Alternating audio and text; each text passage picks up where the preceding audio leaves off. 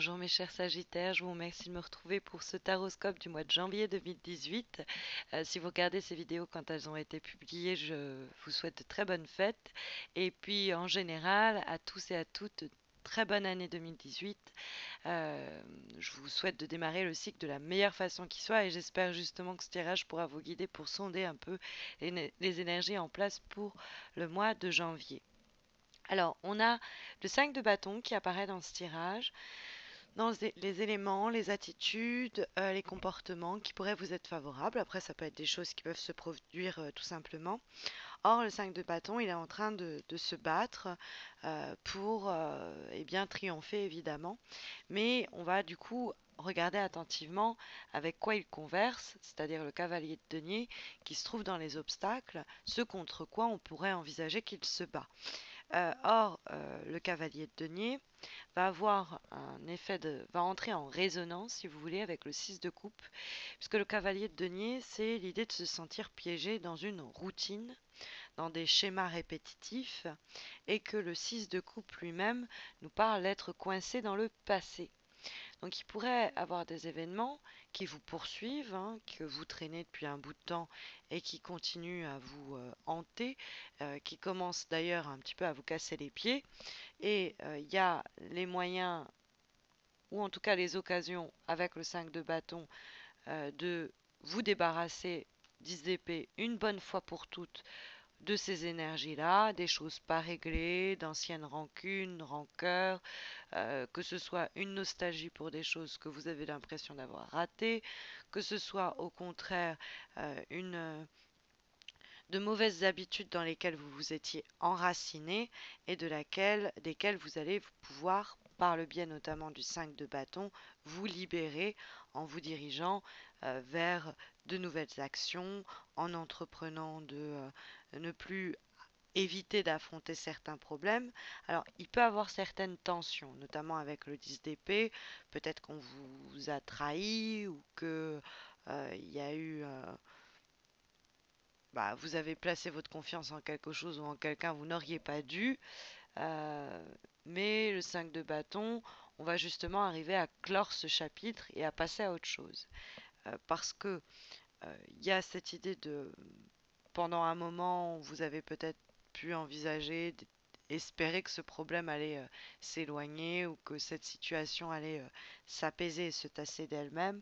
Or, en l'occurrence, euh, bah, la seule façon de se dégager de ce piège-là qui se referme sur vous, de se dégager de cette situation, en tout cas problématique, c'est de faire vous-même apparaître, en vous battant pour cela, de nouvelles opportunités, faire émerger de nouvelles solutions, en n'hésitant pas, par exemple, à aller vers de nouveaux projets ou vers ce que l'on aime pour se libérer de ces chaînes. euh, si on est dans une situation conflictuelle ou sur le plan relationnel ou quoi, bon bah on va essayer de faire en sorte d'avoir fait tout ce que l'on pouvait pour résoudre les conflits et pour laisser derrière soi cette situation, quoi. Alors quelquefois le 5 de bâton c'est dans un climat de compétition, de rivalité, mais on ne se laisse pas désarçonner par peut-être ce cavalier de denier qui pourrait être un signe de terre, qui pourrait vous ennuyer, un taureau, un vierge, un capricorne. Mais c'est vrai que le cavalier de denier nous parle d'une forme d'ennui en général ou de lassitude de voir des choses qui se répètent. Ça peut être un train-train quotidien, ça peut être des erreurs récurrentes, des problèmes qui, si on se laisse aller, ne vont jamais se résoudre d'eux-mêmes et ça va être bis et repetita, les mêmes situations. Donc on va pas ignorer ces problèmes-là qui se répètent, on va mettre le doigt dessus pour justement les chasser un petit peu de notre horizon et ouvrir l'horizon à de nouveaux projets. Ça va nous demander de la méthode, ça va nous demander de la rigueur, ça va nous demander de nous responsabiliser, mais les résultats normalement seront là quand on a le 5 de bâton. C'est un peu l'idée d'encouragement du jeu qui vous dit prenez les choses en main, aidez-vous et le ciel vous aidera, comme dirait l'autre. Parce que c'est vrai qu'il y a quand même quelque chose avec le passé qui traîne, qui continue à parasiter une situation actuelle. ou peut-être à venir. Peut-être que c'est vous qui êtes coincé dans le passé en train de ruminer, ressasser des choses et ça vous bloque et vous vous bloquez vous-même. Et c'est sur un plan psychologique, le 10 d'épée, que vous allez arriver à mettre fin à cela en vous disant c'est fini, je tire un trait là-dessus, je fais face à des choses que j'évitais jusqu'à présent, je fais des efforts pour plutôt laisser tout ça, guérir du passé, laisser tout ça derrière moi, garder le bon, jeter le reste pour éviter de répéter les mêmes erreurs, refaire les mêmes situations, reproduire les mêmes problèmes et ne pas rester focalisé sur quelque chose qui nous empêcherait justement d'aller de l'avant et, euh, et de se montrer, comment dire, sans regret ou sans remords pour ce qu'on laisse derrière soi. Mais il faut laisser derrière soi, quoi. Le 6 de coupe nous dit que bon, sinon le passé ou ces situations vont continuer d'affecter et la situation actuelle et les événements à venir. Donc, faut pas hésiter à effectivement, bon, mettre à mort, on pourrait dire avec le 10 d'épée, des attitudes, des comportements, des relations, des projets qui n'ont plus lieu d'être, hein. Parce que c'est vrai que le 10 d'épée, ça peut être même dû à un sentiment de défaite ou de déception. Bon, bah ça marche pas, quoi. Ça peut être des problèmes qui ont été importants, desquels on a encore un petit peu du mal à se remettre, parce qu'il y a la peur des ruines, de tout ce qui s'ensuit. Mais au fond, le 10 d'épée, c'est la fin d'une période difficile qui va permettre une guérison, un apaisement et une régénération. Alors, on passe par une période un petit peu mouvementée, un petit peu difficile, mais on a la niaque, le courage pour aller, avec les efforts qu'on va mettre en œuvre, aller vers un nouveau cycle. On ne va pas ignorer les problèmes, on va y faire face parce qu'on voit bien que les choses stagnent ou pourraient même venir à se dégrader et on va faire des efforts pour sortir d'une situation qui nous demandait trop de sacrifices, qui semblait pas se solutionner. On claque la porte, on coupe les ponts, on tourne la page, quoi. Alors il pourrait avoir un peu d'angoisse, voire de situation un peu de tension euh, dans ce cadre-là, mais c'est quand même ce qu'encourage le tirage. De tension, parce que c'est vrai que ça réapparaît à travers l'avant-dernière carte que nous avons pour ce mois de janvier. Alors il y a une petite nouveauté ici, je vous en avais parlé le mois dernier.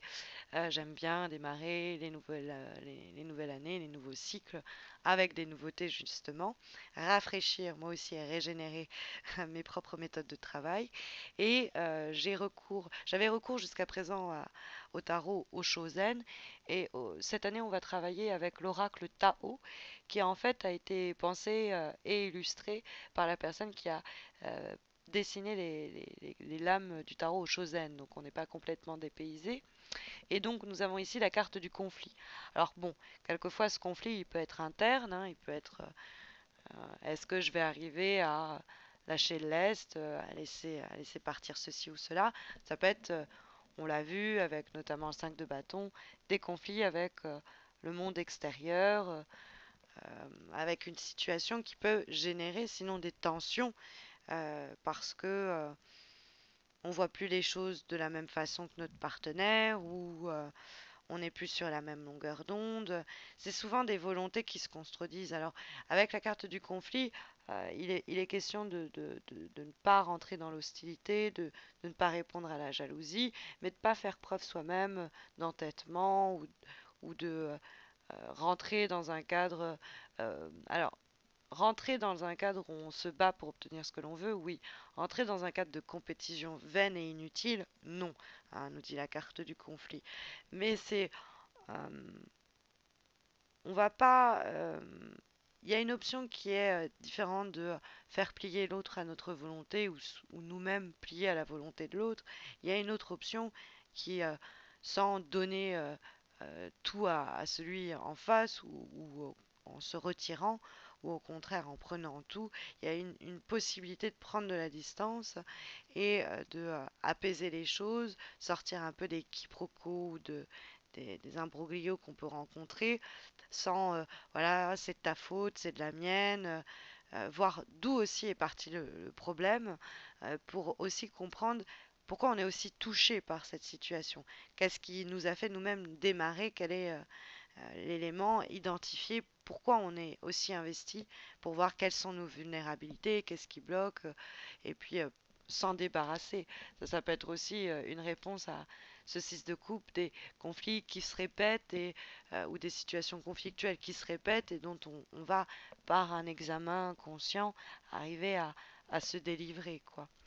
On va avoir en dernière lame une dernière nouveauté plutôt, puisque nous avions jusque-là recours à l'oracle de l'amour universel et que aujourd'hui et cette année nous aurons le plaisir de travailler avec l'oracle Journey of Love et la carte ici, l'ange de Jupiter qui s'éveille. Alors, le titre est un peu spécial, mais les cartes sont vraiment très belles et leurs significations le sont tout autant. C'est vraiment un plaisir de travailler avec elles et j'espère que ce sera également pour vous. Et cette carte-là nous parle, le message qu'elle vous porte, hein, c'est l'idée que vous allez avoir l'opportunité au cours du mois de janvier de changer des mécanismes importants dans votre vie, des situations. Il y a quelque chose, il y a un cycle, un schéma qui va être interrompu et ça va être pour le mieux. Il ne faut pas hésiter à embrasser, épouser, accepter, ouvrir grand les bras à ce changement-là. Plus on va se montrer ouverte à ces changements, plus on va en récolter les bienfaits. Donc dès qu'on va sentir qu'il y a quelque chose qui demande à s'éteindre parce que quelque chose s'éveille, il ne faut pas hésiter à l'accueillir. Et si vous étiez vous-même dans ce sentiment de voir quelque chose se mettre en mouvement et que vous cherchiez par le biais de ce tirage une confirmation, la réponse c'est oui. Il y a une croissance qui est en train de se préparer et vous êtes vous-même en train d'en sentir les prémices. Et donc ça va vous demander quand même quelques efforts, on l'a vu, sur des éléments d'ailleurs concrets, mais vous prenez ce chemin lentement mais sûrement. Et il faut accueillir ces changements avec, la gratitude qu'elle mérite, hein, parce qu'on en sortira plus grand et aussi débarrassé, peut-être délivré de certaines énergies qu'on traîne depuis un bout de temps, hein, et qui nous sont plus ou pas profitables. Voilà un petit peu comment le tirage souhaite vous guider pour ce mois de janvier, en espérant que ça saura vous accompagner, mais que vous savez tous et toutes que si vous avez besoin de quelque chose de plus personnalisé, j'organise un concours chaque mois sur Facebook pour vous permettre de remporter un tirage comme celui-ci, mais gratuit évidemment, et qui répond à votre question du moment. Donc ça se passe sur ma page Facebook, vous avez le lien de ma page Facebook sous cette vidéo, donc n'hésitez pas à m'y rejoindre, vous verrez le concours est très simple. Et puis n'hésitez pas non plus à vous abonner à ma chaîne YouTube si ce n'est pas encore fait, pour ne pas rater les horoscopes de février qui arriveront fin janvier. D'ici là, portez-vous bien.